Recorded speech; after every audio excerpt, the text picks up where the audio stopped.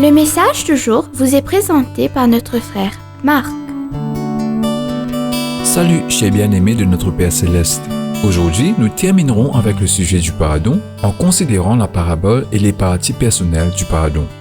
Bien-aimés, à travers deux paraboles spécifiques, Jésus révèle, premièrement, celui qui pardonne est semblable à Dieu, et celui qui ne pardonne pas est semblable à l'homme. Ces paraboles exposent les cœurs de l'homme par rapport au pardon. Jésus nous enseigne tout simplement à pardonner comme Dieu et non comme l'homme.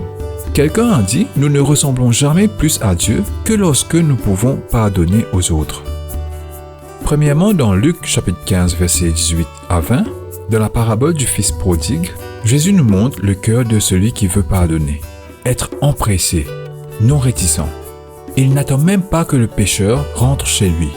Je vous exhorte à lire toute la parabole. Jésus nous montre le cœur du Père qui pardonne, avec empressement, pardonner totalement, pas seulement tolérer, et pardonner abondamment, intégralement. Mais dans Matthieu chapitre 18, versets 26 à 30, Jésus expose le serviteur insouciant qui veut que Dieu lui pardonne, mais n'est pas prêt, désireux, de pardonner aux autres. Dans cette même parabole, les attitudes de Dieu et de l'homme, qui sont complètement opposées, sont révélées. L'homme nourrit des rancunes, et Dieu pardonne et restaure. L'homme compte les nombres, mais Dieu pardonne totalement, abondamment et oublie. Bien-aimés, ici Jésus met nos pieds sur le feu dans ces deux paraboles pour nous forcer non seulement à penser au principe du pardon, mais à pardonner. Deuxièmement, en prenant les principes et les paraboles, nous arrivons à la partie personnelle du pardon. Bien-aimés, il ne suffit pas d'avoir des bonnes règles et une belle histoire ou les deux. Le pardon est personnel. Pour nous aider à personnaliser le pardon, nous nous tournons vers la lettre de Paul à Philémon. À lire toute l'épître. Ici, le pardon est approuvé et établi aux hommes. Pour bien comprendre, c'est parti pour un bref de Philémon. Il était sauvé par le ministère de Paul. Philémon était un propriétaire d'esclaves, une pratique courante à l'époque de Paul.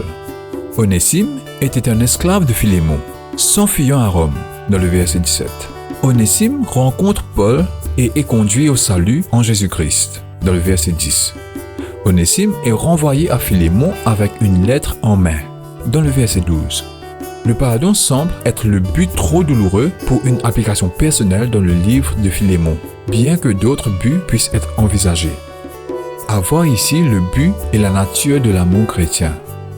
Le pardon est étouffé par l'amour. Deuxièmement, le but de la sollicitude providentielle de Dieu. Le pardon est l'un des plus grands actes de la protection de Dieu. Et troisièmement, les buts des principes pour les relations chrétiennes. Le pardon remet en relation ou restaure les relations. Bien-aimés, c'est incroyable si nous pouvons considérer le pardon à travers ces différents angles. Je m'excuse d'avoir été long et profond aujourd'hui, mais je vous demande de parcourir tous les 3 messages, c'est-à-dire mercredi et jeudi, et de méditer toutes les écritures citées. Bien-aimés frères, je vous en prie, faites-le, mettez-le en pratique comme un devoir ce week-end. Vous serez stupéfaits comme je l'étais. Pour conclure, le pardon va être personnalisé de la manière suivante. 1. Caractère du pardon. Quel est le caractère de celui qui pardonne? 2. Action de pardon. Quelle action est nécessaire pour pardonner? 3. Motivation du pardon. Ce qui motive une personne à pardonner. Comme vous pouvez le constater, le pardon va être mis au premier plan de nos vies avec l'espoir que nous deviendrons plus comme Dieu et pardonnons. Bien-aimés, profitez de votre week-end en son glorieux nom. Profitez aussi de la communion fraternelle et ecclésiale. On se retrouve lundi. Au revoir. Si toi aussi tu crois que la parole de Dieu est une bénédiction, partage-la et sois une source de bénédiction pour les autres, toi aussi.